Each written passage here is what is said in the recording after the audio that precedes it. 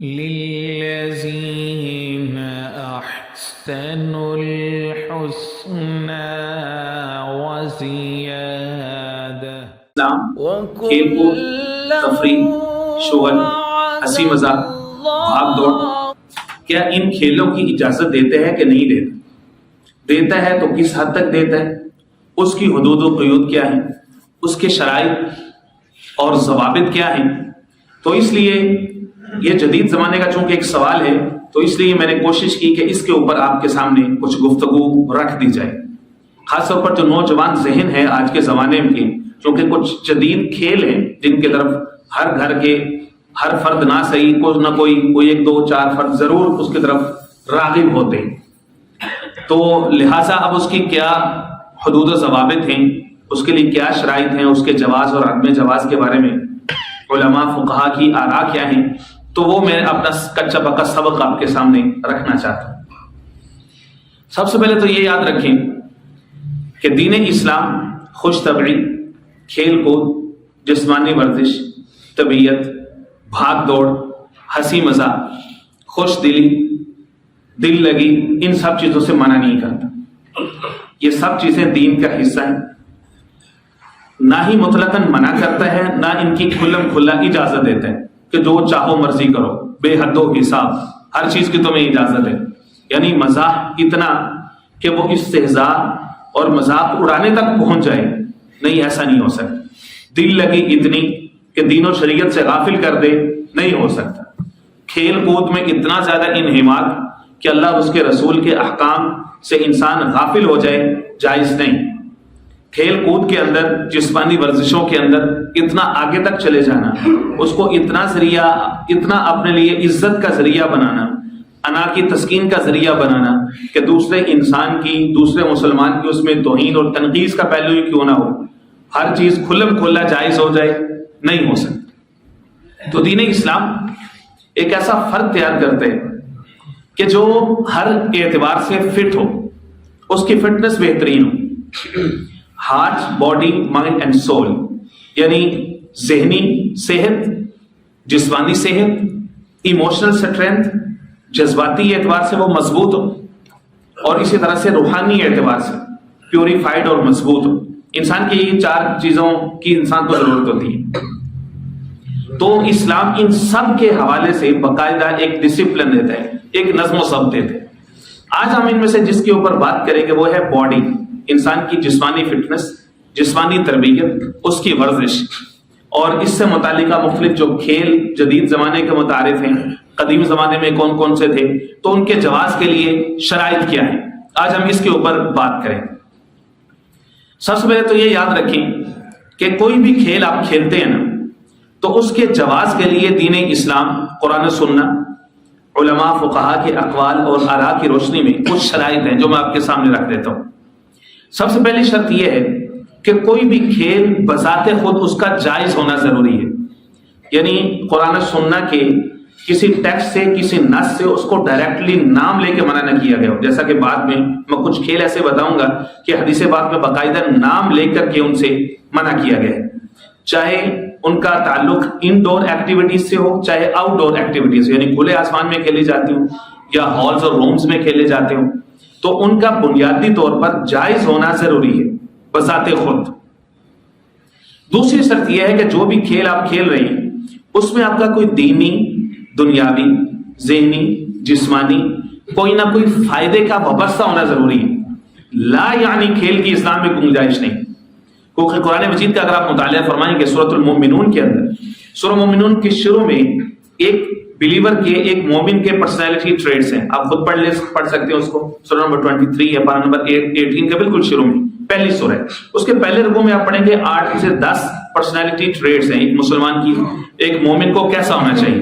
قد افلح المؤمنون الذین هم فی صلاتهم خاشعون، دوسری خوبی ہے نماز کے بعد والذین هم عن اللغو معرضون، کہ وہ لغو سے پرہیز کرتے ہو، بھئی جس چیز کا فائدہ نہیں ہے، لا یعنی چیزوں کا، ادھر بیٹھے ہیں ادھر بیٹھے ہیں، نوجوان کبھی گلے کے اس نوکر پہ ہیں، کبھی اس نوکر پہ ہیں، کبھی فلاں جگہ پہ بیٹھے ہیں، لا یعنی گپے شپے لگا رہے ہیں، فلاں ملک میں ایسے ہو گیا، فلاں ملک میں ایسے ہو گیا، بس دنیا جہاں کی خبریں ہیں ان کے پاس، اور خود کرنے کو عملی طور پر کچھ نہیں، لا یعنی حدیث پاک میں آتا ہے من حسن اسلام المرء ترکہ ما لا یعنی، مسلمان کے آدمی کے اسلام کا حسن یہ ہے کہ وہ لا یعنی چیزوں کو چھوڑ دیتے، یعنی کوئی اس کو فائدہ ہو تو ایسے کھیل کی گنجائش ہے۔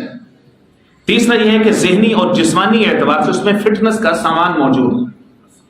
فٹنس کا سامان کتنا زیادہ اہم ہے کہ جو مومن ہے وہ ایکٹیو ہو، تربیت یافتہ ہو، دبلا پتلا ہو، فٹ اور سمارٹ ہو، بھاگ دوڑنے کی صلاحیت رکھتا ہو، بھاگ دوڑ سکتا ہو، اور اس کا جو کھیل کود ہے، جو بھاگ دوڑ ہے، جو واک ہے، یہ اس کی جو انٹینشن ہے وہ عمرہ کی تربیت، حج کا ارادہ اور جہاد کے لیے اپنے آپ کو تیار کرنا، یہ مقصود ہوگا، تو اس کا یہ جو فٹنس کے لیے جتنا اس کی کوشش ہے نا، یہ سارا یہ بھی جہاد بن جائے گا، یہ بھی عبادت بن جائے گی۔ انسان حیران ہو جاتا ہے، ہم امیجن بھی نہیں کر سکتے کہ آقا کریم سید المرسلین حضور پاک علیہ الصلوۃ والسلام کا جو دعوت اور تبلیغ اسلام کی غرض سے جو سفر مبارک تھا مکہ المکرمہ سے طائف کا، اٹ واز اباؤٹ 110 کلومیٹرز، پیدل سفر کیا حضور پاک علیہ الصلوۃ والسلام۔ طائف کے لوگوں کو دعوت اسلام کی غرض سے حضور کا جو سفر تبلیغ کا وہ 110 کلومیٹر تقریباً بنتا، وہ سارا کا سارا پیدل تھا۔ آج کل تو فلیٹ روڈز ہیں، اور وہ تھے بھی پہاڑ، کہیں سے اوپر سے گھوم کے جانا، کہیں سے اوپر چڑھنا ہے، پھر چڑھائی ہے، پھر اترائی ہے، چڑھائی ہے، اترائی ہے، اور کیسے کیسے وہ سفر ہوتے تھے۔ تو یہ سارا تو ظاہر ہے کہ فٹنس کے بغیر تو آپ اسلام کی خدمت بھی نہیں کر سکتے۔ حضور پاک علیہ السلام نے فرمایا المؤمن القوی خیر من المؤمن الضعیف۔ جو اگلا جو سب ٹاپک ہے آج کے خطبے کا وہ احادیث مبارکہ آپ کے سامنے رکھنے والا ہوں کہ جس میں کھیلوں سے متعلق اور جسمانی تربیت اور فٹنس سے متعلق تذکرہ موجود ہے۔ تو تیسری شرط یہ ہے کہ ذہنی اور جسمانی تربیت کا، فٹنس کا، اس میں کوئی نہ کوئی جو ہے وہ سامان ہو، فقط وقت کو کل کرنے کے لیے، ٹائم گزاری کے لیے نہ ہو کہ جی روزہ ہے یا روزہ گزرنے دیا، چلو جی لوڈو شروع کر دو، یہ بھی ہے ہمارے، اللہ معاف فرمائے، اللہ کی ہدایت دے، چلو جی فلانا کام شروع کرو، بھائی لا یعنی کام کی اسلام میں گنجائش نہیں۔ چلو جی پھر کیا کریں جناب، نعتیں پڑھنا شروع کر دیں، ذکر کرنا شروع کر دیں، تلاوت شروع کر دیں، جی اس سے تو نیند آ جاتی، اس سے اچھا کیا ہے اگر آپ کو نیند آ جائے، گناہوں سے تو بچ جائیں گے نا، اللہ اور اس کے رسول کا نام لیتے ہوئے اگر آپ کو نیند آ جائے تو سکون ملا نا آپ کو، ٹھیک ہے۔ تو لا یعنی چیزوں سے بچنا ضروری۔ چوتھی چیز یہ ہے کہ جو بھی کھیل کود، جسمانی تربیت، جس کا بھی آپ حصہ ہیں یا جس کو آپ سپورٹ کر رہے ہیں، غیر شرعی امور کا ارتکاب نہ ہو۔ غیر شرعی امور سے مراد یہ ہو سکتا ہے مثلا جو اس سے اگلی شرط ہے کہ اس میں غلو نہ ہو۔ غلو کا مطلب یہ ہوتا ہے کہ دوسرے کو ڈس رسپیکٹ کرنا، اس چیز سے اتنی محبت کرنا کہ دین کیا کہتے ہیں، اخلاقیات کیا کہتے ہیں، انسانیت کیا کہتی ہے، میرا مذہب کیا کہتا ہے، اس بات سے قطع نظر، صرف اور صرف بس میری ٹیم کا جیتنا ضروری ہے، چاہے ساری دنیا مر جائے، میری سائیکی، میری تربیت، میری سوچ، میرا مزاج، سارا کا سارا میری ٹیم کے جیتنے سے جڑ جائے، جیسا کہ ہماری قوم کا اس وقت حال ہے۔ اللہ معاف کرے، اللہ ہمارے قوم کے اوپر رحم فرمائے۔ آج ہی پاکستان اور ہندوستان کا میچ ہے، جیتنے کی دعا کر دیں مولانا صاحب۔ آج پاکستان اور بنگلہ دیش کا میچ ہے، جیتنے کی دعا کر دیں۔ آج پاکستان اور افغانستان کا میچ ہے، جیتنے کی دعا کر دیں۔ اور اللہ کے بندو، خدا کا خوف کرو، کیا خدا صرف جارڈن لائن سے اس طرف رہتے ہیں؟ کیا خدا ایل او سی سے صرف اس طرف رہتے ہیں؟ کیا ایسٹ پاکستان اور ویسٹ پاکستان کا خدا الگ الگ ہے؟ کھیلوں کے لیے خدا سے دعا کرو گے تم، اور مسلمانوں کی توہین کے لیے کیا اس طرح مسلمان نہیں رہتے؟ کیا ان کے جذبات نہیں ہیں؟ بھائی کھیل تفریحی دوا کے لیے، ذہنی صحت کے لیے، اس کو انجوائے کرو، اس کو مسلمانوں کی توہین کا ذریعہ بنا، اس کو تم نے نیشنل پرائڈ کے ساتھ جوڑ کے پوری کی پوری قوم کا مزاج اچھا ہوتا ہے جب ٹیم جیتتی ہے، مزاج برا ہو جاتا ہے، لڑائی ہو جاتی ہے، آپس میں فیملیز کے اندر لڑائی شروع ہو جاتی ہے، ایک دوسرے کو کاٹ کھانے کو دوڑتے ہیں، جس کو اردو میں کہتے ہیں کہ جب ٹیم ہار جاتی ہے۔ یہ مزاج کو ان 11 لوگوں کے ساتھ کیوں جوڑتے ہو تم؟ کیا 11 لوگ آپ کی قسمت کا فیصلہ کریں گے؟ کیا 11 لوگ آپ کی خوشی کا فیصلہ کریں گے؟ کیا 11 لوگ آپ کے مزاج کی درستی کا فیصلہ کریں گے؟ کیا 11 لوگ آپ کی اکانومی کو لاکھوں روپے وہ کما رہے ہیں؟ تمہارا کیا چاہتے ہیں؟ کیا تو تمہارے گھروں میں روزانہ شام کو آٹے کے توڑے آ جاتے ہوں، باربیکیو آ جاتا ہو جیتنے کے بعد؟ نہیں آتا۔ ہاں آپ نے پارٹی کرنی، وہ بھی اپنے پیسوں سے کرو گے آپ۔ تو اس لیے خدا کے لیے شریعت نے ہر چیز کو انجوائے کرنے کی ایک حد رکھی، ان حدود کو ہم کراس نہ کریں۔ غلو شریعت میں منع ہے، عقائد میں بھی منع ہے، کسی بھی چیز میں غلو کی اسلام میں اجازت نہیں۔ یہ دین وسط ہے، یہ امت وسط ہے۔ تو غیر شرعی امور کا ارتکاب نہ ہو، غلوف نہ ہو، شرعی حدود کی پامالی نہ ہو. جب شرعی حدود کی پامالی کی بات آتی ہے تو اس میں سب سے پہلے آتا ہے سطر. سطر یاد رکھیں کہ جن کھیلوں میں سطر کی پامالی ہے، کھیل اگرچہ اپنی ذات میں جائز بھی ہوں تو اب وہ ناجائز ہو جائے. جس زمانے کے کھیل ہیں، مثال کے طور پر کرکٹ کو ہماری قوم سب سے زیادہ پسند کرتی ہے، اس کے اندر لباس پورا ہے، اور اگر انسان ذکر و فکر سے غافل نہیں ہے، نماز سے وہ عمل نہیں روک رہا آپ کو، دوسرے مسلمان کی توہین پر آپ کو نہیں اکسا رہا، شرعی حدود کے اندر رہ کے محض جسمانی تربیت اور فٹنس کے لیے آپ اس کو کھیلنا چاہ رہے ہیں تو اس کی اجازت ہوگی. لیکن اگر اس میں سطر کی پیمالی ہے، جیسا کہ جدید زمانے کے اندر ایون جو مسلمان کھلاڑی ہیں وہ بھی سطر کا خیال نہیں رکھتے، انڈور آؤٹ ڈور ڈگا آؤٹ میں وہ جو ہے وہ مطلب ایسے ہے جیسے اسلام کی نظر میں تو وہ ننگے بیٹھے ہوتے ہیں. اسلام میں تو جب سطر نہیں ہے تو وہ ننگا پانے. تو مسلمان ہو تو اور اس کی شان یہ ہے کہ وہ سطر ہی کا خیال نہ رکھے، یار عجیب ٹائپ کا مسلمان ہے یہ.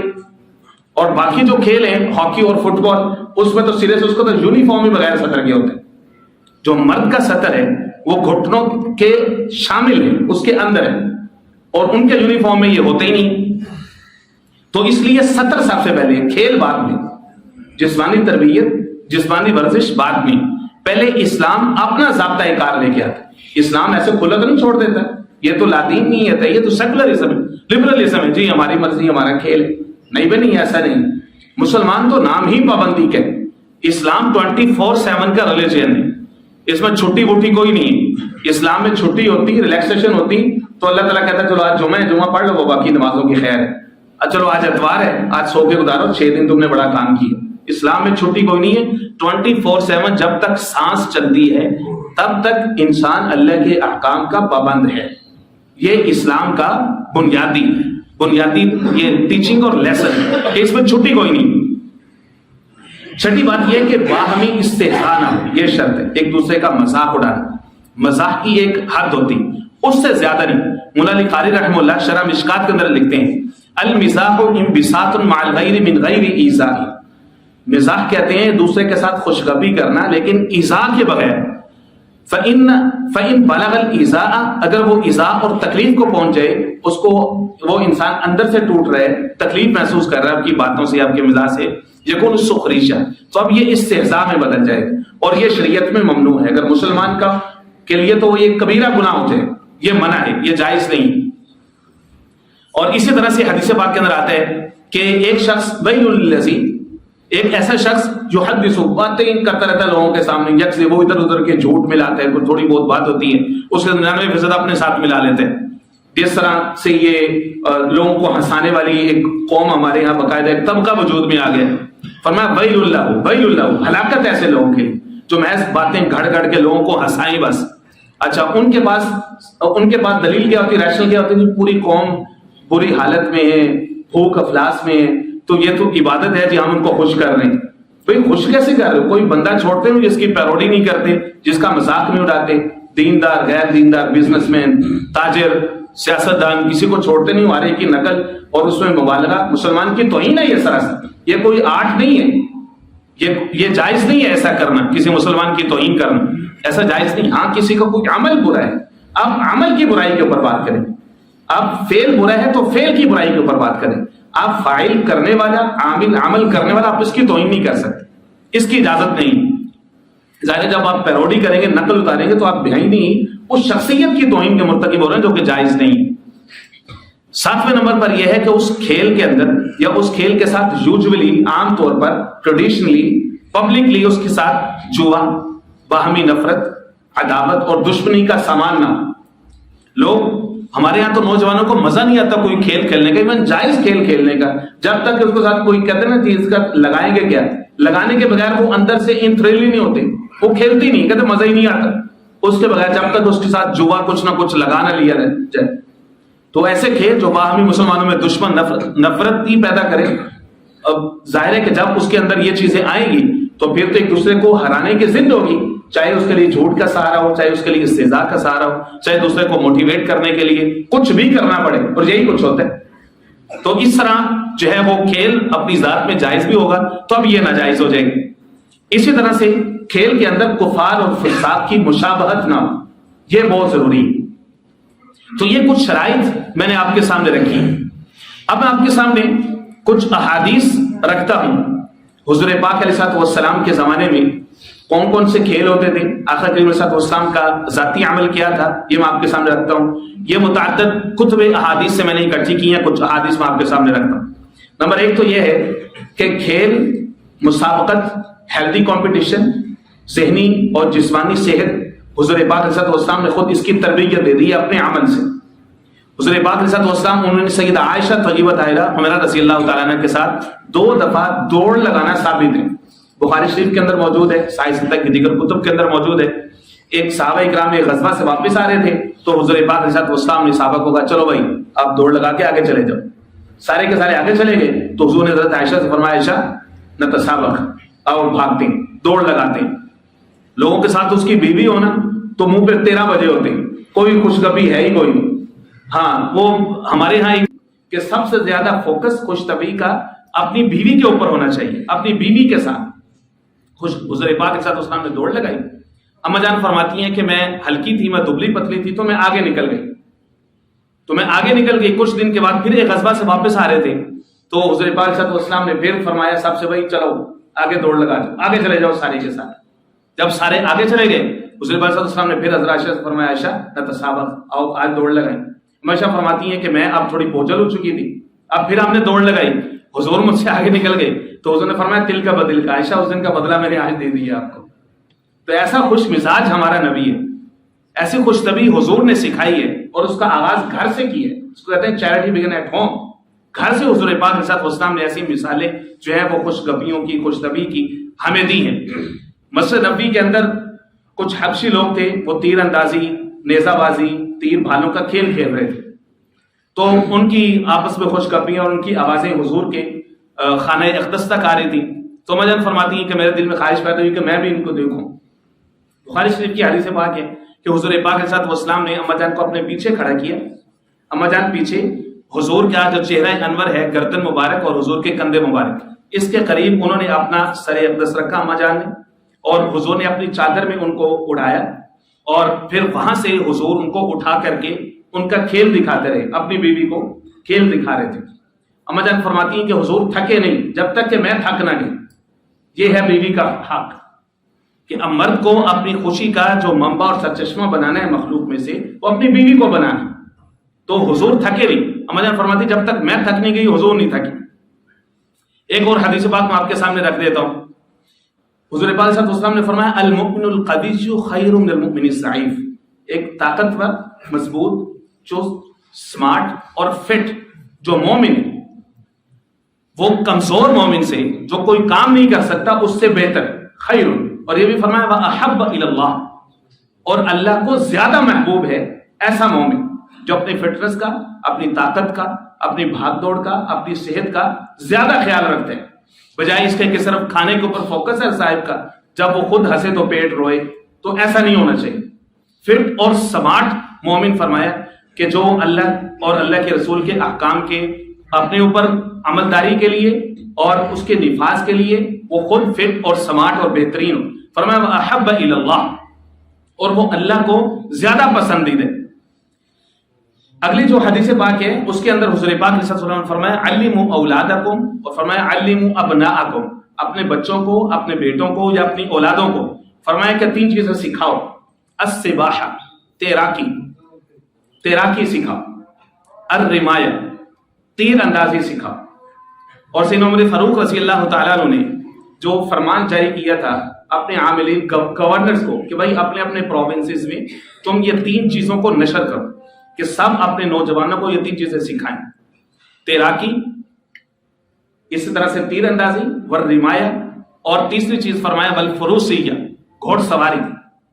گویا کہ قرآن و سنت کی روشنی میں پتہ چلتا ہے کہ یہ 3 اسلامی کھیل ہیں، گھوڑ سواری، تیراکی اور تیر اندازی.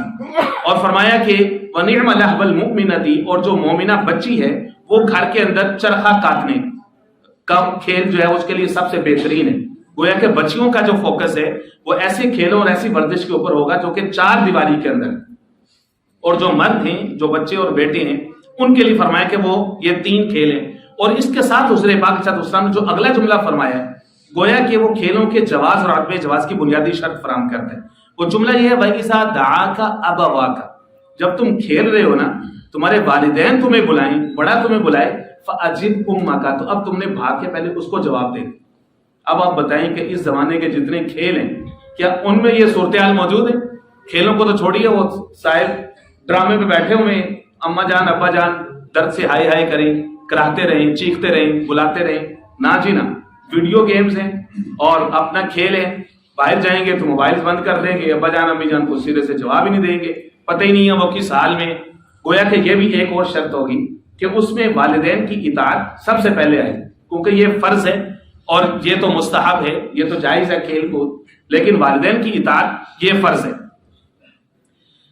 اب اسی طرح سے صحابہ کرام کا انداز کیا تھا؟